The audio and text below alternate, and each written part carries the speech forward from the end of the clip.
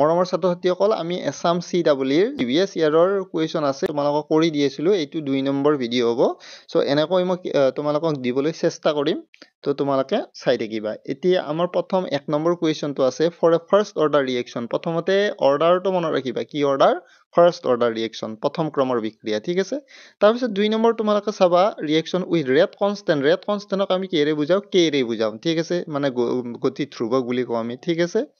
সেইটোৰ ভ্যালুটো আমাক দিয়াই আছে ঠিক আছে আৰু হাফ লাইফ মানে হ'ব কি জানানে টি হাফ বুলি কয় হৈ গল এইটো টি হাফটো যেটো অৰ্ধ জীৱন কাল আছে টি হাফ সেইটো আমাক উলিয়াব দিছে ঠিক আছে এতিয়া তোমালোকে এতিয়া আমাক চাৰিটা অপচন দিয়া আছে এতিয়া কোনটো হ'ব সেইটো আমি এতিয়া ইয়াতে চাম তোমালোকে চোৱা এতিয়া আমাক ৰেট কনস্ট্যান্ট দিয়া আছে কে দিয়া আছে টি হাফৰ এতিয়া প্ৰথম ক্ৰমৰ বিক্ৰিয়াৰ ক্ষেত্ৰত টি হাফৰ সূত্ৰটো কি টি হাফ = 0.695 কে তো এতিয়া বহুৱাই দিলে তোমালোকে এইখিনি পাবা এইখিনি পালে অপচন কোনটো শুদ্ধ হ'ব সি টো শুদ্ধ হ'ব ঠিক আছে তো এতিয়া আমি এনেকা যদি বস্তুবিলাক যদি বুজি পাও কেনেকৈ কৰে তেতিয়ালে একচুয়ালি এছাম CEE অহা কুৱেশ্যন বিলাক বেছি টান নহয় মই এনে কৰি চাইছো বাৰু কিন্তু তোমালোকৰ সিমান টান নহয় তোমালোকে যদি ভালকে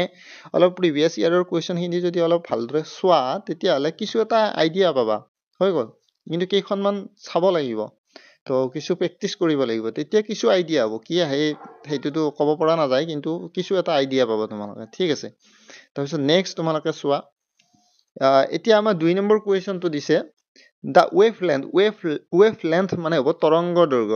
দৈৰ্ঘ্যক আমি কিৰে বুজাও ল্যামডাৰে বুজাও ঠিক আছে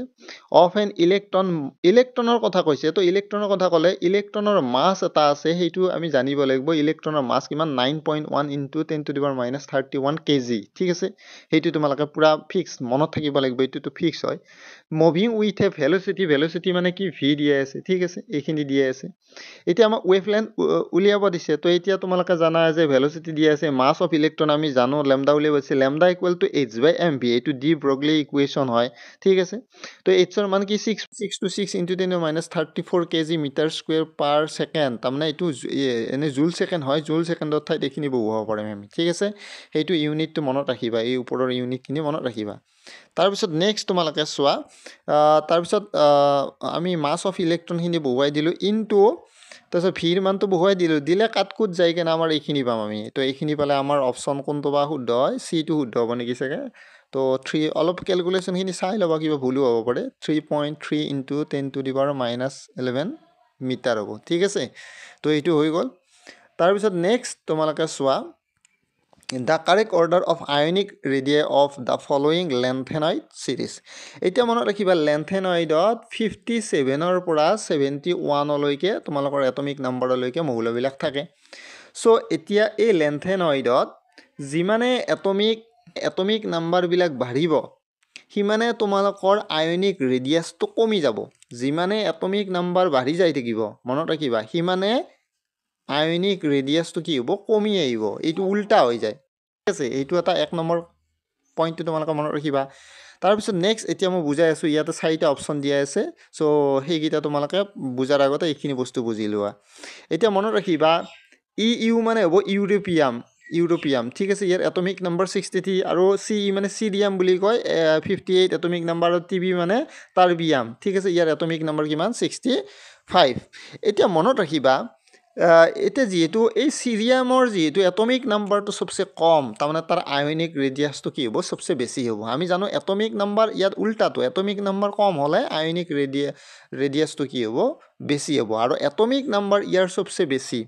হৈ গ'ল ইয়াৰ সবচে বেছি লাষ্টৰটো সেইকাৰণে তাৰ আয়নিক ৰেডিয়াসটো কি হ'ব সবচে কম হ'ব তো তেনেকৈ তোমালোকে মনত ৰাখিব লাগিব ঠিক আছে তো এতিয়া তোমালোকে চোৱা সিৰিয়ামৰ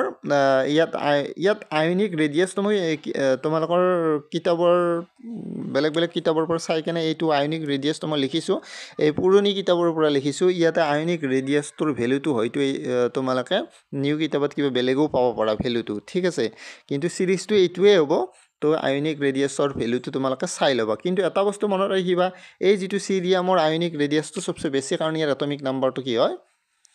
কম হলে তাৰ আয়নিক ৰেডিয়াসটো বেছি হ'ব আৰু টাৰ্বিয়ামৰ যেটো আছে লাষ্টৰটো তাৰ এটমিক নাম্বাৰ বেছি সেইকাৰণে আয়নিক ৰেডিয়াস কি হ'ব তোমালোকৰ কি হ'ব